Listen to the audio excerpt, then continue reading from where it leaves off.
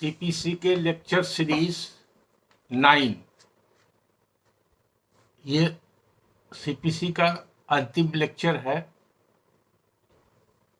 जो सीरीज में चल रहा है। और अब तक के हम लोग पावर ऑफ सिविल कोर्ट के बारे में डिस्कस कर चुके हैं। इसके जस्ट पहले वाला लेक्चर में इनहेरेंट पावर के बारे में बताया गया है। और ये जो लास्ट आज लेक्चर का सीरीज का जो लास्ट पार्ट है, पार्ट 9, इसमें पावर ऑफ सिविल कोर्ट का अपीलेट जुडिक्शन का पावर क्या है। क्योंकि पहले लेक्चर में बताया जा चुका है कि सिविल कोर्ट ट्रायल कोर्ट भी है और अपीलेट कोर्ट भी है। तो डिस्ट्रिक्ट लेवल पर अपीलेट कोर्ट डिस्ट्रिक्ट जज होता है, और डिस्ट्रिक्ट जज के यहाँ जो अपील फाइल होता है वो फर्स्ट अपील या प्रथम अपील या कहीं कहीं उसको टाइटल अपील भी बोलते हैं। और दूसरा अपील हाई कोर्ट में आता है, उसको सेकंड अपील बोलते हैं। फिर मिसलेनियस अपील भी डिस्ट्रिक्ट जज क्या होता है, जो मिसलेनियस मैटर से एराइज करता है। इसलिए आज अपीलेट कोर्ट की शक्तियों के बारे में भी जाना जरूरी, चूंकि भी सिविल कोर्ट है। तो ये जो सीपीसी का लेक्चर सीरीज चल रहा था, यहाँ पर कंक्लूड हो जाएगा आज के इस लेक्चर में अपीलेट कोर्ट के बारे में। अपीलीय न्यायालय जो है, अपीलीय व्यवहार न्यायालय यानी कि जिला जज का न्यायालय। जिला जज जब हम कहते हैं तो इसका मतलब है एडिशनल डिस्ट्रिक्ट जज का कोठरी, जो अतिरिक्त जिला जज होते हैं। तो मुख्य न्यायालय हुआ जिला जज का, और जो भी अपील वाद दायर होता है वो जिला जज के कोर्ट में दायर होता है, और वहाँ से वो अतिरिक्त जिला जज के यहाँ ट्रांसफ़र करने का पावर जिला जज को है, वो ट्रांसफ़र कर देते हैं। तो जो शक्तियाँ, जो जुरिडिक्शन अपीलेट कोर्ट का डिस्ट्रिक्ट जज को है, वही एडिशनल डिस्ट्रिक्ट जज को भी है। इसलिए जब हम डिस्ट्रिक्ट जज की बात करते हैं तो इट इंक्लूड्स एडिशनल डिस्ट्रिक्ट जज ऑल्सो। और जहाँ जहाँ जिस कानून के अंतर्गत डिस्ट्रिक्ट जज का डिफिनेशन आया है, वहाँ वहाँ भी ये आपको मिलेगा, या तो जनरल क्लॉजेज एक्ट हो, या संविधान हो, या अदर एक्ट हो जहाँ पर डिस्ट्रिक्ट जज का, या Bengal Agra Assam civil court act हो, सभी एक्ट में डिस्ट्रिक्ट जज इंक्लूड्स एडिशनल डिस्ट्रिक्ट जज। अभी जो पावर हम बात कर रहे हैं अपीलेट कोर्ट का, तो अपीलेट कोर्ट का कब पावर होगा, जब निम्न न्यायालय द्वारा कोई वाद का निपटारा किया गया हो, यानी कि फैसला हुआ हो, और फैसला होने के बाद उस फैसला से कोई एक पक्ष एग्रीव्ड हो, यानी कि व्यथित हो, तो वो अपीलीय न्यायालय में अपील दायर कर सकता है।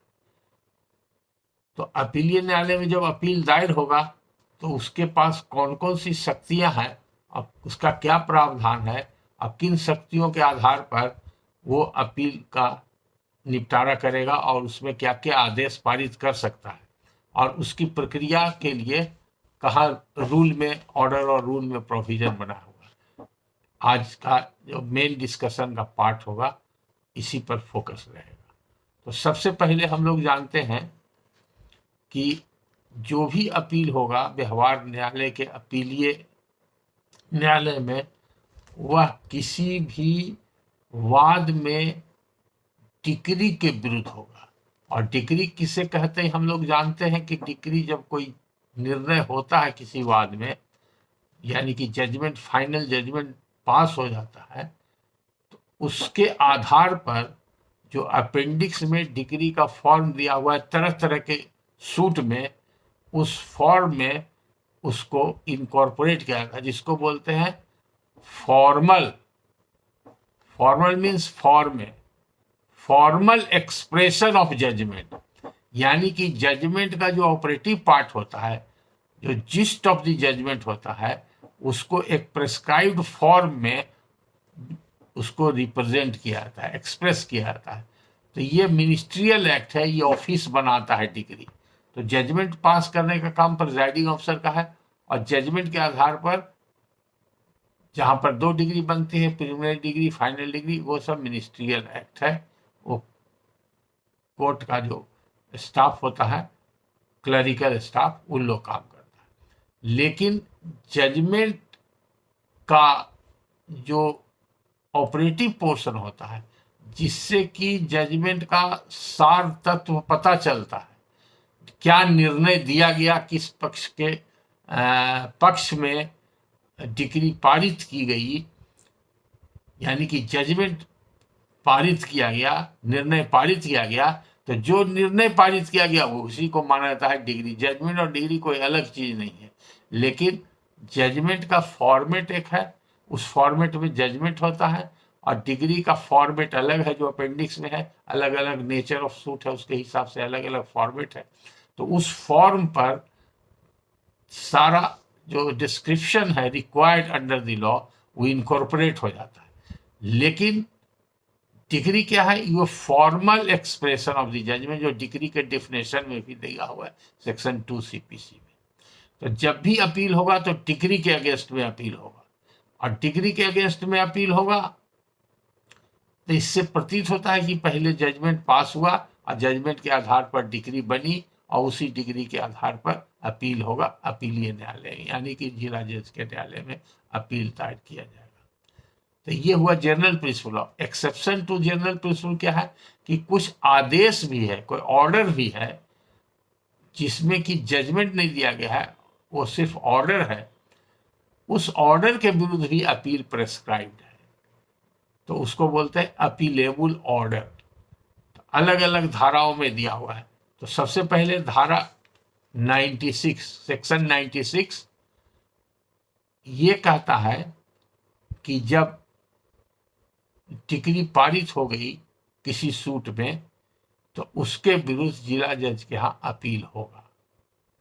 तो अपील सुनने की शक्ति और अपील को इंटरटेन करने की शक्ति, अपील को ग्रहण करने की शक्ति, ये सब शक्तियां जो है वो धारा 96 व्यवहार प्रक्रिया संहिता यानी कि सेक्शन 96 सीपीसी के अंतर्गत जिला जज को है।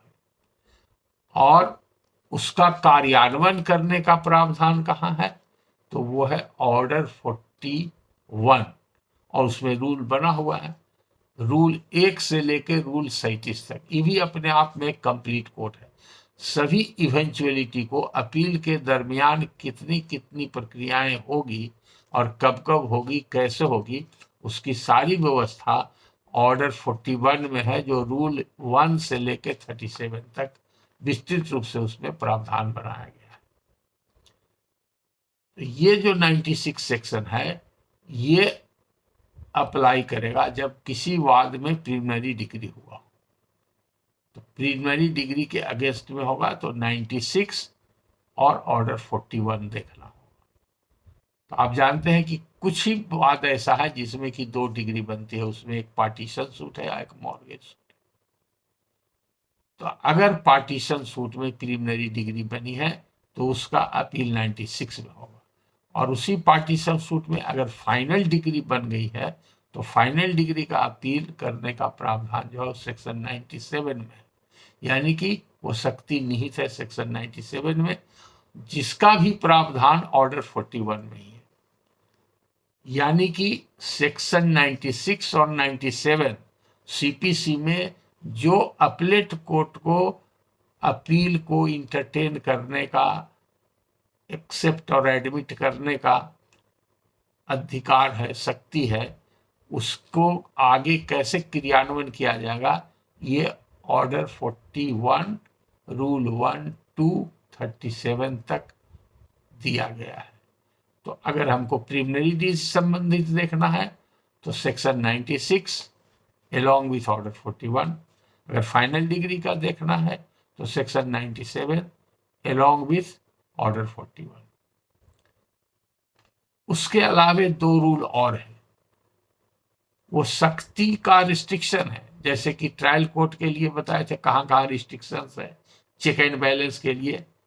तो ये है सेक्शन 99 और 99A। अब सेक्शन 99 में क्या है? अगर कोई बाद में जजमेंट हुआ और उसमें ये देखा गया कि मिसजॉइंडर ऑफ पार्टीज था या नॉन ज्वाइंडर ऑफ पार्टीज था या मिसजॉइंडर ऑफ काउज ऑफ एक्शन था या और किसी प्रकार की इरेगुलरिटी हुई थी, और उसके बाद ट्रायल कोर्ट ने वो इरेगुलरिटी के साथ जजमेंट पास कर दिया। तो अपील में तो शक्ति सब प्रदान की गई है अपीलेट कोर्ट को, लेकिन वो सब शक्ति इस ग्राउंड पर इस्तेमाल नहीं करेगा जजमेंट को सेटिसाइड करने के लिए या अपसेट करने, रिवर्स करने के लिए, कि ये सब प्रावधान का उल्लंघन हुआ है, यानी कि ये सब इरेगुलरिटी पाया गया है। ट्रायल कोर्ट के एक्शन में ये इरेगुलरिटी पाया गया है, मिसजॉइंडर, नॉन ज्वाइंडर और parties and cause of action का, और कोई भी अदर इरेगुलरिटी पाया गया है। इस ग्राउंड पर वो जजमेंट रिवर्स नहीं हो सकता है, सेटिसाइड नहीं हो सकता है। ये अपीलेट कोर्ट के पावर को रिस्ट्रिक्ट किया है। क्योंकि अपीलेट कोर्ट को क्या पावर है, स्पेसिफिक पावर जो है असाइन, वो आगे के सेक्शन 107 में मिलेगा। तो 107 में उसको विस्तृत बताएंगे। तो जो अपीलेट कोर्ट को पावर है, वो पावर को कर्टेल करने के लिए, चेक एंड बैलेंस के लिए 99 और 99A है। तो 99 कन्फाइंड है इरेगुलरिटी तक। फिर उसका एक्सेप्शन है कि अगर कोई नेसेसरी पार्टी सूट में था और नेसेसरी पार्टी के एब्सेंस में जजमेंट एंड डिग्री पास हो गया, तब अपीलेट कोर्ट इस ग्राउंड पर उसको सेटिसाइड कर सकता है। तो एक्सेप्शन का एक्सेप्शन हो गया। जनरल पावर हो गया 96, 97 में, रेड विथ सेक्शन 107, ये जनरल पावर हो गया। और स्पेसिफिक पावर हो गया अपीलेट कोर्ट का, उस पर रिस्ट्रिक्शन लग गया सेक्शन 99 में अगर इरेगुलरिटीज हुआ है तो। लेकिन उस एक्सेप्शन का एक्सेप्शन क्या है कि अगर वो इरेगुलरिटीज नेसेसरी पार्टी के एब्सेंस में हो गया तो इरेगुलरिटी नहीं हो, वो इलीगलिटी है, तो उसके आधार पर रिवर्स हो जाएगा। उसके बाद जो सेक्शन 100 है, तो 100 में है कि अपीलेट डिग्री का अपील। तो अगर कोई निम्न न्यायालय के डिग्री के विरुद्ध जिला जज के यहाँ अपील करता है और जिला जज के यहाँ से अपील का निष्पादन होता है, या तो अपील अलाउ होगा या डिसमिस होगा। तो जो व्यथित पक्ष है, जो एग्रीव्ड पार्टी है, वो दूसरा अपील जो करेगा वो हाई कोर्ट में होगा, उसको सेकंड अपील कहते हैं। तो उसके लिए प्रावधान है 100, सेक्शन 100 CPC। और उस 100 पर भी रिस्ट्रिक्शन लगाने के लिए 3 सेक्शन बनाया गया है। एक सेक्शन 100A, 101 एंड 102। 100A इसलिए बनाया गया कि सेकंड अपील के बाद या फर्स्ट अपील अगर हाई कोर्ट में अगर ज़्यादा वैल्यू है, पिक्यूनरी लिमिट्स डिस्ट्रिक्ट जज से ज़्यादा है अपील का, तो डायरेक्ट हाई कोर्ट में फर्स्ट अपील भी होता है। तो या तो फर्स्ट अपील हाई कोर्ट में डिसाइड हो गया हो या सेकंड अपील हाई कोर्ट में डिसाइड हो गया होगा, तो वो डिग्री के विरुद्ध हाई कोर्ट में ही अपील होता है, जिसको इंट्रा कोर्ट अपील बोलते हैं, लेटेस्ट पेटेंट अपील LPA, जो हाई कोर्ट को अलग से शक्ति प्रदान की गई है। जो चार्टर ग्रांट हुआ, चार्टर के तहत जो हाई कोर्ट बना, उस चार्टर को लेटेस्ट पेटेंट बोलते हैं और उसी में सारा टर्म्स एंड कंडीशंस दिया हुआ है। तो वो स्पेशल लॉ है, तो जनरल लॉ CPC को ओवरराइड करता है।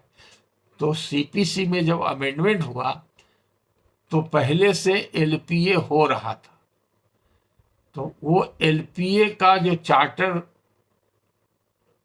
रहते हुए फिर जब पार्लियामेंट के द्वारा 100A जोड़ दिया गया, तब वो अमेंडमेंट इम्प्लाइडली एब्रोगेट हो गया, एब्रोगेट कर दिया हाई कोर्ट के एग्जिस्टिंग रूल्स को 100A के वजह से। तो आज के तारीख में जब से ये आया 2002 से, तो हाई कोर्ट के फर्स्ट अपील, अगर हाई कोर्ट ने डिसाइड किया फर्स्ट अपील या सेकंड अपील, तो उसका एलपीए अब नहीं होता है, तो वो रिस्ट्रिक्शन लगा दिया गया। उसी तरह से सेक्शन 101 और 102 भी अलग अलग मैटर के लिए रिस्ट्रिक्शंस है। तब बच गया अब ऑर्डर। तो बहुत सारा ऑर्डर है सीपीसी में जिसके अगेंस्ट में भी अपील प्रेस्क्राइब है, तो वो है सेक्शन 104। और इसका रूल्स कहाँ है, तो ऑर्डर 43 में। तो ऑर्डर 43 में सब कैटेगरी बना हुआ, ए से जेड तक के बना हुआ कि किस किस तरह का आदेश रहेगा निम्न न्यायालय का, तो उसके विरुद्ध मिसलेनियस अपील होगा। उसको एमए या मिसलेनियस अपील कहते हैं।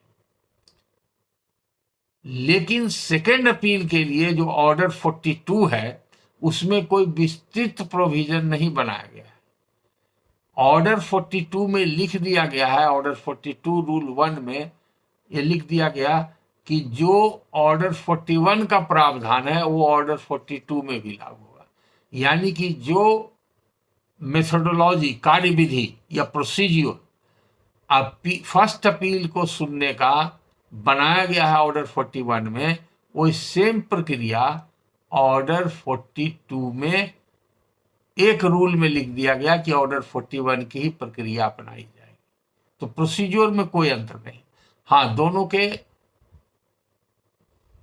मेंटेनेबिलिटी जो है उस पर अलग अलग यार्डस्टिक है। फर्स्ट अपील में question of fact, question of law सभी देखा जाएगा, और सेकेंड अपील में सिर्फ सब्सटेंशियल क्वेश्चन ऑफ लॉ देखा जाता है। अगर substantial question of law involve है तो अपील मेंटेनेबल है, अदरवाइज मेरिट पर मेंटेनेबल नहीं।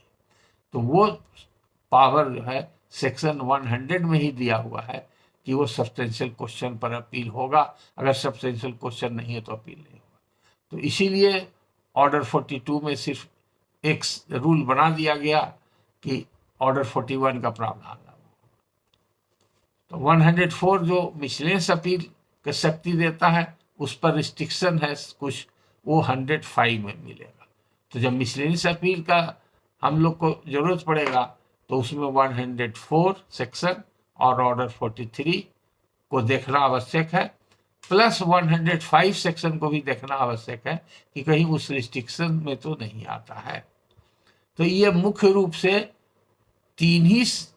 4 सेक्शन है अपील के लिए जो शक्ति प्रदान करता है, लेकिन स्पेसिफिक जनरल शक्ति किसी भी तरह के अपील के लिए, यानी कि अपीलेट कोर्ट का शक्ति कहा जाए तो इन शॉर्ट एक ही सेक्शन है जिसमें उसको स्पेसिफिक पावर क्या क्या दिया हुआ है वो लिखा हुआ, वो है सेक्शन 107। इसलिए 107 को ध्यानपूर्वक पढ़ने की आवश्यकता है। तो इसमें 4 प्रकार की शक्ति दी हुई है अपीलेट कोर्ट को। अगर अपीलेट कोर्ट के यहाँ कोई अपील फाइल हुआ तो उस अपील का निर्णय करने का उसको पूरा अधिकार है। अब वो निर्णय दोनों तरह का हो सकता है, अपील अलाउ हो सकता है, अपील डिसमिस हो सकता है, या बीच की स्थिति भी हो सकती है। अपील में कंप्लीट जजमेंट सेट असाइड नहीं हुआ, पार्ट सेट असाइड हुआ, पार्ट अपहेल्ड हो गया। ये भी हो सकता है कि पूरा सेट असाइड हो गया। तो सेट असाइड हो गया तो फिर 2 ऑप्शन है, सेट असाइड करने के बाद रिमांड भी किया जा सकता है, या वो फाइनली सेट असाइड हो गया। तो ये सब जो परिस्थिति उत्पन्न होती है और ये सब जो शक्ति है वो सेक्शन 107 में। तो 4 कैटेगरी में उसको बांटा गया है। पहला है कि फाइनली डिटरमिन करने का अधिकार अपीलेट कोर्ट को है, दिस वे दैट वे जो भी जजमेंट पास करे। दूसरा है रिमांड का अधिकार। रिमांड का अधिकार है, रिमांड के लिए ऑर्डर 41 रूल 23A4 और 25 में अलग अलग स्थिति बनाए हुए। तो रिमांड भी 2 तरह का होता है। एक पार्शियल रिमांड, माने किसी एक पर्टिकुलर इशू पर रिमांड कर दिया और वो इशू का पर डायरेक्शन दे दिया कि उस पर आप जजमेंट कीजिए या उस पर आप एविडेंस लीजिए और उसके बाद ट्रांसमिट कीजिए।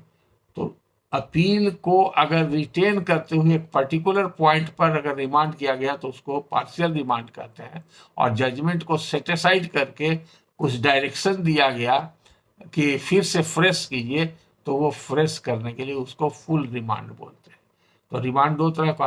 और तीसरी स्थिति होती है कि अपील को रिटेन करके और एक कोई पॉइंट पर इशू फ्रेम अगर नहीं किया है ट्रायल कोर्ट गलती से, तो वो इशू को फ्रेम करके और फिर उस इशू को ट्राई करने के लिए लोअर कोर्ट को डायरेक्शन दिया जाएगा। ये भी एक शक्ति है। और चौथी शक्ति है कि अपीलेट कोर्ट को भी पावर है एडिशनल एविडेंस लेने का। कब लेगा, कैसे लेगा, इसकी प्रक्रिया बृहत है और अलग से है। ऑर्डर 41 रूल 27 में एडिशनल एविडेंस का पावर। लेकिन 4 प्रमुख शक्तियां हैं जो अपीलेट कोर्ट को है, 4 भाग में विभक्त है। पहला, to determine the appeal finally. दूसरा, to remand the appeal to the original court यानी कि lower court, either complete remand, full remand और पार्शियल रिमांड। तीसरी स्थिति बनती है to frame some issue on any point which has not been touched by the trial court और which has been not properly decided और issue was not properly framed, तो उसको भी वो रीफ्रेम करके इशू और रेफर टू ट्रायल कोर्ट कर सकता है। और चौथा है कि अगर किसी अपील के दौरान अपीलेट कोर्ट को ये समझ में आता है कि इसमें एडिशनल एविडेंस की आवश्यकता है, या तो सुओ मोटो उसको समझ में आए या दोनों पक्ष में से कोई पक्ष वैसा आवेदन दे कि हमको इसमें एडिशनल एविडेंस की आवश्यकता है, ओरल डॉक्यूमेंट्री कुछ भी, तो वो भी उसकी शक्ति है। तब सवाल उठता है कि अपीलेट कोर्ट को अगर एविडेंस लेना है तो एविडेंस की सारी प्रक्रिया तो ट्रायल कोर्ट में होती है। और पहले के लेक्चर में हम डिस्कस कर चुके हैं कि अपीलेट कोर्ट को यानी कि जिला जज कोर्ट को सीपीसी के अंतर्गत ओरिजिनल जुडिक्शन ट्रायल का नहीं है, यही कॉमन प्रैक्टिस है। लेकिन उसके पास इस शक्ति निहित है। तो पहला प्रावधान बताए थे सेक्शन 24, जिसमें कि डिस्ट्रिक्ट जज अपने सबऑर्डिनेट कोर्ट के हाथ से किसी भी सूट को एक कोर्ट से मंगाकर मतलब विड्रॉ कर अपने कोर्ट में ला करके और फिर दूसरे कोर्ट में भेज सकता है, या अपने पास वो रिटेन कर सकता है। तो अपने पास जब रिटेन करेगा तो उसको ट्रायल करने का भी अधिकार हो जाएगा, as if it is a trial court. तो ट्रायल कोर्ट के तरह भी उस अपील को वो तब उसका जो है स्टेटस बदल जाएगा अपीलेट कोर्ट से, वो ट्रायल कोर्ट हो जाएगा जब सेक्शन 24 का प्रावधान, तो उसमें डिस्ट्रिक्ट कोर्ट को हाई कोर्ट को बराबर जुडिक्शन है। और दूसरा जो पावर दिया हुआ है सेक्शन 107 सब क्लॉज 2 में कि अपीलेट कोर्ट को सभी वो शक्तियां प्रदत्त है जो शक्ति ट्रायल कोर्ट को है, यानी कि adjudication of right title interest of the parties. तो उसके लिए राइट टाइटल इंटरेस्ट के लिए डिसाइड करने के लिए, एडजुडिकेट करने के लिए एविडेंस ओरल डॉक्यूमेंट्री लेने का है, आर्गुमेंट सुनने का है। इसीलिए कहा जाता है कि appeal is the continuation of suit. चूंकि अपीलेट कोर्ट उसी सूट के प्लीडिंग और एविडेंस के आधार पर अपील डिसाइड करेगा। जब एडिशनल एविडेंस लेने की आवश्यकता होगी एक्सेप्शनल सिचुएशन में, एक्स्ट्राऑर्डिनरी सिचुएशन में, तो वो शक्ति दे दी गई है। लेकिन सारा मैटर तो ट्रायल कोर्ट का है जो वही सामने जाएगा अपीलेट कोर्ट में। तो इसीलिए कंटिन्यूएशन सूट है। और ये 107 सब क्लॉज 2 में ये शक्ति प्रदान की गई है कि जब चाहे तो ट्रायल कोर्ट का वो पावर एक्सरसाइज कर सकता है। अगर ट्रायल कोर्ट समझता है कि एडिशनल एविडेंस लेना है हमको, अपीलेट कोर्ट समझता है कि हमको एडिशनल एविडेंस लेना है और हम स्वयं लेंगे, तो अपने व्यू को वही ले सकता है, या डॉक्यूमेंट्री एविडेंस ले सकता है। तो ओरल एविडेंस, डॉक्यूमेंट्री एविडेंस लेने का काम ट्रायल कोर्ट को है। लेकिन 107 सब क्लॉज 2 और रेड विथ ऑर्डर 41 रूल 27 उसको एडिशनल एविडेंस लेने का पावर है। He can function just like a trial court. तो ये सब बहुत कम प्रावधान है, लेकिन इसी में सारी प्रक्रिया दी गई है और मुख्य रूप से हर स्थिति और परिस्थिति को ऑर्डर 41 अपील के प्रावधान को डिफाइन करता है।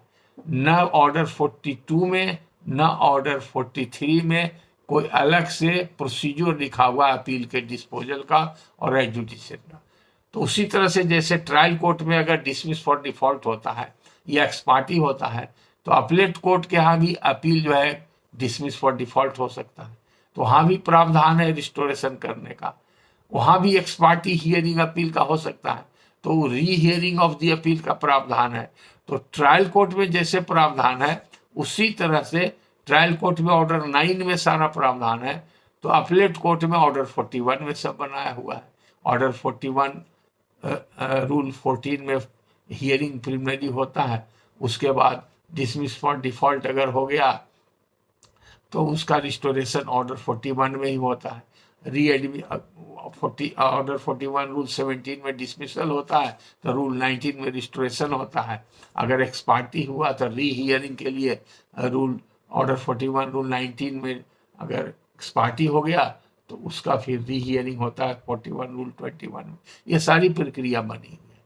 तो अपीलेट कोर्ट को भी वो सब शक्ति जो ट्रायल कोर्ट को है, यानी कि अपीलेट कोर्ट भी इंजंक्शन कर सकता है, अपीलेट कोर्ट भी रिसीवर बहाल कर सकता है, अपीलेट कोर्ट भी कमिश्नर बहाल कर सकता है।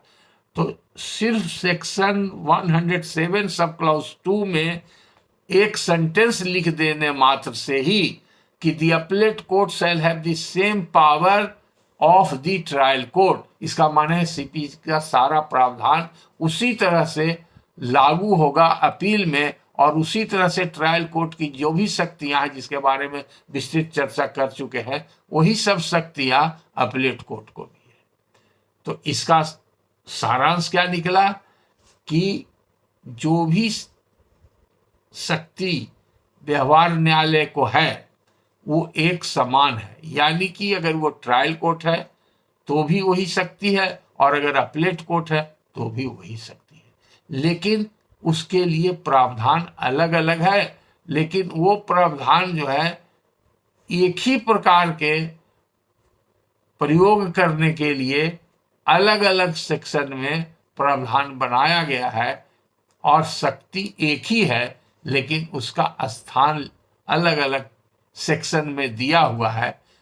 और ये कहा जा सकता है कि there is no difference between the power and jurisdiction of trial court and appellate court for the purpose of administering the justice between the parties after adjudication of the litigation, either in the trial stage or in the appellate stage.